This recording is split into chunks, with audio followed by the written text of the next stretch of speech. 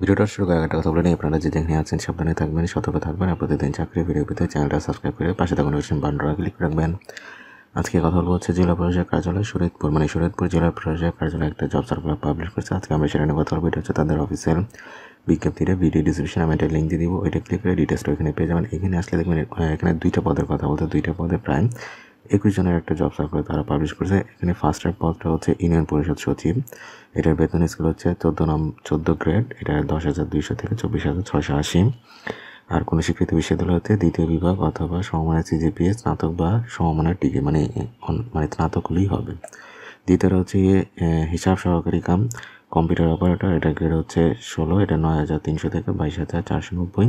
এখানে পদ হচ্ছে 19টা। এটাতে হচ্ছে বাণিজ্য বিভাগে দ্বিতীয় বিভাগ অথবা সমমানের সিজিপিএ, উচ্চ মাধ্যমিক সার্টিফিকেট অথবা সমমানের পরীক্ষা উত্তীর্ণ। এটার অ্যাপ্লাইড যে সিস্টেমটা সেটা হচ্ছে শুরু তারিখ থেকে শুরু করে, মানে এটা লাস্ট ডেটটা হচ্ছে আপনার 24 তারিখ, মানে আগামী 24 তারিখের ভিতরে আপনার আবেদনপত্র জেলা প্রশাসক শরীয়তপুরের কার্যালয়ে আপনাকে পাঠাতে হবে সরাসরি, বা ডাকযোগে আপনি পাঠাতে পারবেন, সরাসরি পাঠাতে পারেন। এখানে কোনো মানে একজাক্টলি বলে দেয় না যে সরাসরি দিতে পারবেন না, এটাতে সরাসরি দিতে পারবেন। অনেক ক্ষেত্রে সরাসরি তারা নিষেধ করে। আর বয়সটা হচ্ছে 18 থেকে 30 বছরের মধ্যে হতে হবে। বাকি জিনিসগুলো আপনারা ভালো করে ডিটেলস পড়ে নিন। ভিডিও ডিসক্রিপশনে লিঙ্কটা দিয়ে দেবো, সমস্যা হলে ভিডিও নিচে কমেন্ট করবেন। তাহলে আজকে পর্যন্ত ভালো থাকবেন, আল্লাহ হাফিজ।